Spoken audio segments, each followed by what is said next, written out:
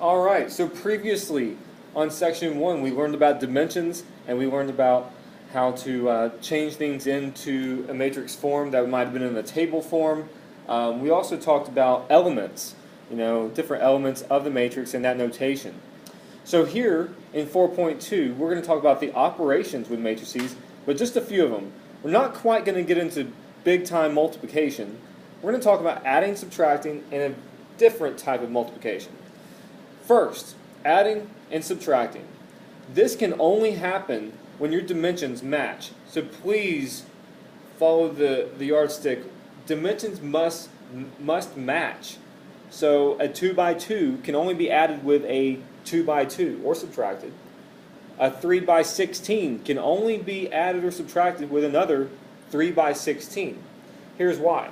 If I have matrix A and matrix B, you notice that they both match 2 by 2s.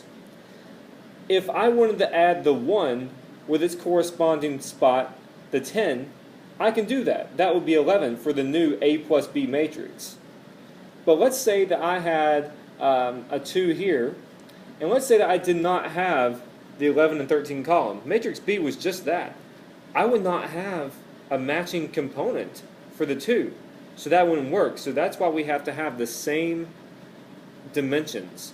But we do in this case. So the 2 would combine with the 11 to make 13. The 3 would combine with the 12 to make 15. And the 4 would combine with the 13 to make 17. And I'm just showing you an addition problem. Subtraction works the same way. 1 minus 10, 2 minus 11, 3 minus 12, and so on. So, if we talk about what we really just did in element format, we took an element from A, 11. So row 1, column 1. That was the 1.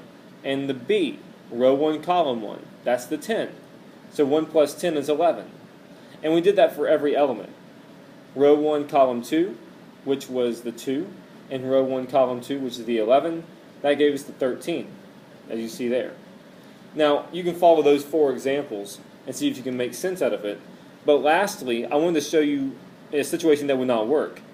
Element 21, so row 2, column 1, column 1 is a 3, and element 22, the 13. I would not be able to add the 3 and the 13 because they are not corresponding locations. They're not corresponding elements. Corresponding means they are in the same place in different matrices. So that would not be possible. That's just an example. So you can only add and subtract the same locations. Now that was adding and subtracting. You have to have the same elements, or the same dimensions. With scalar multiplication, you're going to be multiplying one matrix by just a number. So let me show you what I mean. If we have matrix Q, and it's going to be a 3 by 2 matrix, 3 rows and 2 columns, I want to know what 3Q is. What that means is, what is 3 times Q? So, all we do is we write it down. What's 3 times Q? Well, that's Q. And we just multiply the 3 times every single element in that matrix. So, the 3 is known as our scalar. There's a lot of physics involved with the word scalar, but right now, for our Algebra 2 sake, we're just going to know that scalars are simply like constants that we can multiply by. And so as you see, 3 and 2 is 6, 3 times 1 is 3, 3 and negative 1 is negative 3, 3 and 3 is 9, and so on. We get 0 and 15 from 3 and 5. Hopefully that makes sense. But what I want you to notice is that the result of 3Q is not any different dimensions-wise from the original Q. It did not change dimensions. It's the same thing, 3 by 2 matrix. So what we have here is the original matrix Q is 3 by 2, and the new matrix 3Q is also 3 by 2. It's just a blown up version because we multiplied it by 3. Now scalars can come in all shapes and sizes. This could be a decimal, it could be a fraction, it could be a 3, it could be 100, it could be anything, as long as we're multiplying it. Lastly, this is not really associated with scalar multiplication, but I do want to show you how we can incorporate some of our old properties, commutativity and associativity.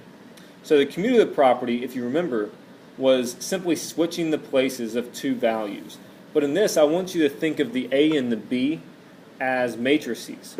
So if we can add matrix A plus B, that should equal then B plus A. Go back to your first example on this slide. If we want to also think about associativity, if we can add A and B and then add that to C, then we should be able to do B plus C and add that to A. Now I hope you're noticing that the only way this is going to work is if we have the dimensions that allow it to be so. So with addition and subtraction, you can only do this with the same dimensions. They have to be the same. So 2 by 3s and 2 by 3s. But I also want you to notice that A plus B is the same as B plus A. We cannot do that for subtraction. We might get different answers. In fact, I'm pretty sure in most cases we would get different answers. So these two properties, I say that they're legal because they will always work if the dimensions are the same. Alright? And we'll talk about some other exceptions later on in class and why things won't work for subtraction. Alright? So come into class with any questions you have, and always remember, flip, don't flop.